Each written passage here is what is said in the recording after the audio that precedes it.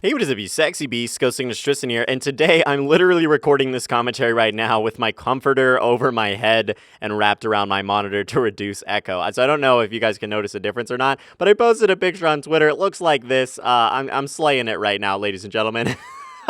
So the production quality is A1. No, I seriously need to buy some soundproof. But anyway, today I'm talking about the apartment struggle. So what it's like to live on your own, what it was like to furnish the place, how of a crazy kind of journey it's been in order to actually furnish my apartment and kind of do the move and live on my own. Because if you guys didn't know, I actually do live on my own. I'm 19 years old and I live in my own apartment. It's a 1-bedroom apartment. It's like 800 square feet, man. It's fucking awesome. I absolutely love it. And so today I'm talking about kind of the struggles that go along with that and kind of the economic struggles that I've been running into. So anyway, in January, I had to come up with a deposit, man. The deposit is basically to cover your ass in case you damage the apartment, right? Well, to cover their ass, basically, but you have to pay for it, right? So it's kind of like a savings. Like, I'll get it back if the apartment's in good shape and I could apply it toward another apartment. You know, I would obviously do that, right?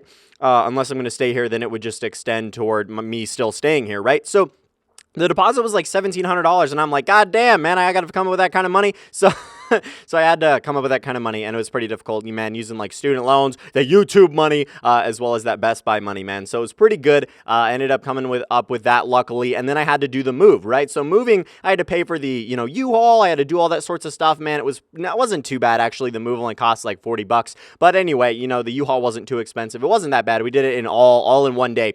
So I had to furnish the place, man. I got a $75 couch from my brother, and obviously I didn't have a whole lot of furniture, so he gave me a couch and a chair, and I got a ton of stuff at Best Buy, man, on my Best Buy credit card. Like, I got like the TV stand and everything like that. I already had some desk. I already had quite a bit of furniture, to be completely honest with you guys. I had my bed frame, my nightstand, that kind of stuff. If you see my apartment tour, most of the stuff I already had, which is pretty nice. So I got some stuff at Best Buy as well. Yeah, this is definitely cutting down on echo, man. This is dope.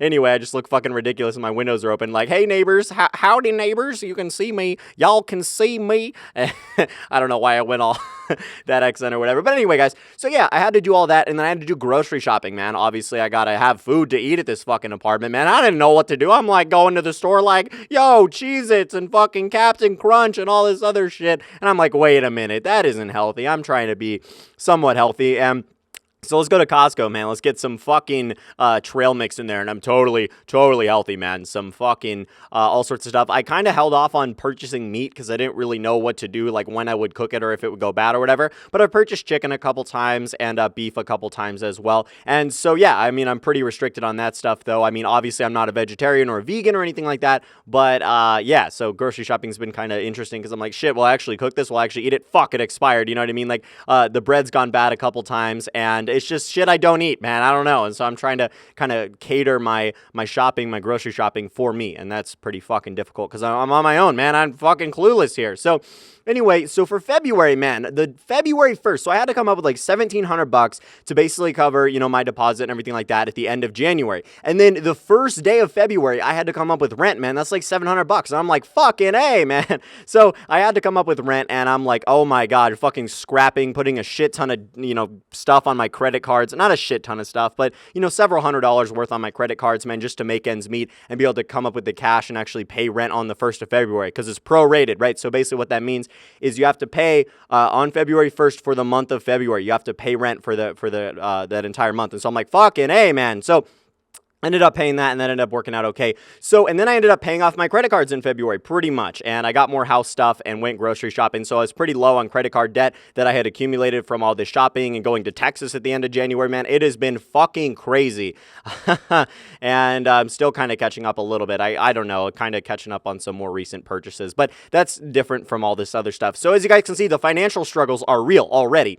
Now, in March, man, I had to pay on my fucking taxes. Actually, that's, I guess, in April. So I'll get to that in a second. So I had all this house stuff, but I had to get a dehumidifier for all the humidity. So basically, man, when I would shower and I would run the shower fan, it didn't really do a whole lot. I'm like, what the fuck? So the bathroom would, fill with obviously humidity because I'd take hot showers.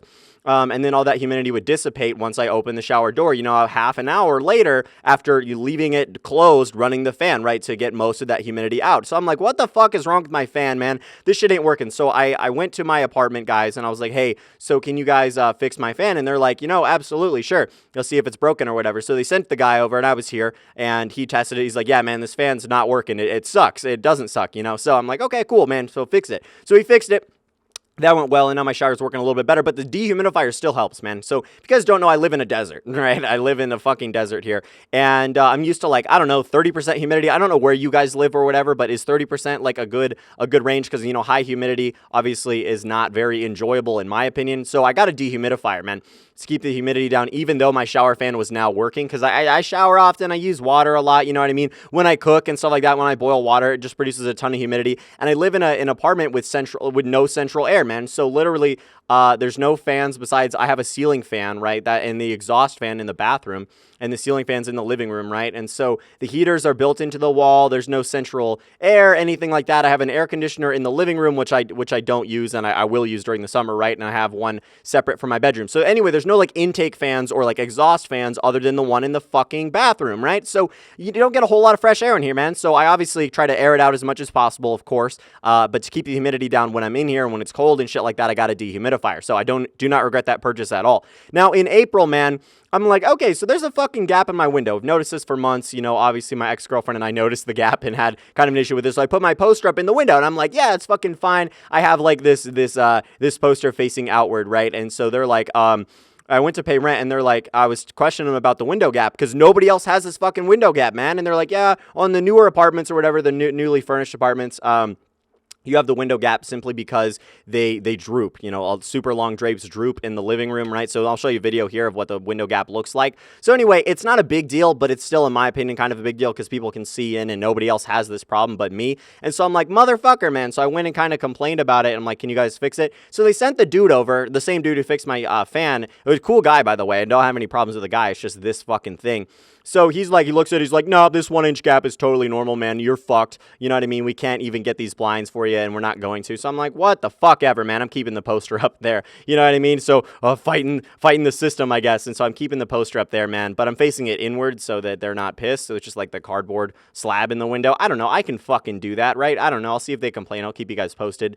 But overall, man, it's in April I had to pay on my taxes, man. I owed a shit ton of money on my taxes. It was expensive, man. It's fucking stressful. But now things are kind of evening out, which is good. So that's really awesome. But overall, man, it's super expensive. I'm adulting, man. I'm learning how to grocery shop. I'm learning how to pay rent and, you know, save all that money every single month. And then also, you know, pay on my taxes and deal with struggles like this and, you know, need new appliances and when shit breaks and everything like that, man. But I fucking love it. I wouldn't have it any other way. I love having my own space. I love having my own place, man. My own fucking pad, man. It's just mine to do whatever the fuck I want to do. I can just chill here. I can just do whatever. But anyway, guys, I really did enjoy this video. Yeah, a lot of you guys have been asking for me to talk about the apartment. I'm going to be doing a day in the life of the apartment, probably soon. I don't even know when, but stay sexy, you beasts. I'm GhostSickness. I fucking love you guys, and I'm out.